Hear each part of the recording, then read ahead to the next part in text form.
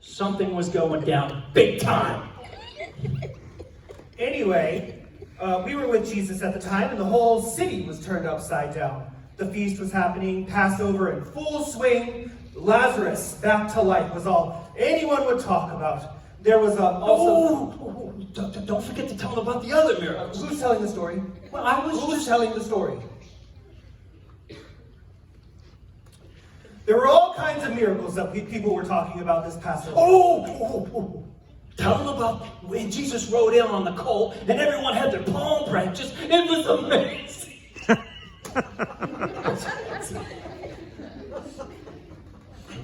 Sorry. So many miracles surrounding Jesus, and so many people believing he was truly the king we were all waiting for.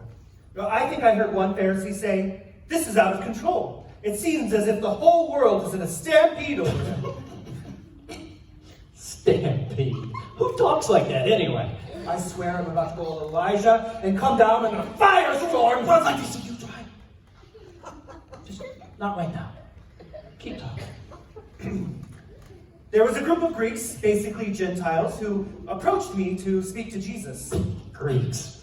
More like geeks if you ask me. Hey, I'm Greek. What are you trying to say? Nothing. Please continue. I truly didn't know what to tell them, so I went to Andrew. See? Don't be fooled. He needs me. You're right. I needed someone to throw under the chariot. So we decided to go tell Jesus, and it was as if he didn't even hear us speaking to him at all. It was strange. Jesus acted as if we were kids interrupting an important conversation. We were like deer caught in the lamplights.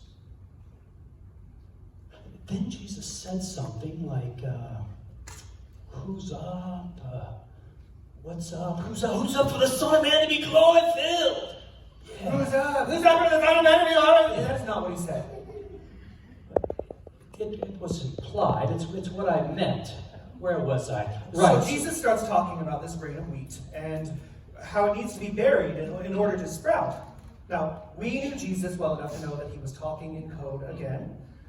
He was talking about himself. He was talking about his own death. We got that part, but we didn't get the full picture. Well, I did. I did kind of. Jesus said, and I know I have this part right.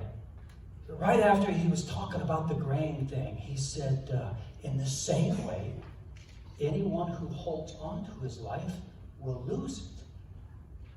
But if you let go, you'll have eternal life. You remember that voice from heaven? That was God. Some people thought it was thunder, some would claim it was angels, but right after Jesus spoke, God said, "I have glorified it, and I will glorify it again." And Jesus looked at us, and he was like, hey, the voice wasn't for my benefit. It was for you. Listen up. Yeah, I think the phrase that sticks out the most for me is when he said, "If any of you wants to serve me, then follow me. What will it gain if you had the whole world but lost your soul? Take up your crosses and follow me." That was it, huh? He was preparing us. I forgot about the take up your cross part. He knew that the end was... It wasn't the end. It was the beginning. For all of us. What a crazy week. What a crazy week.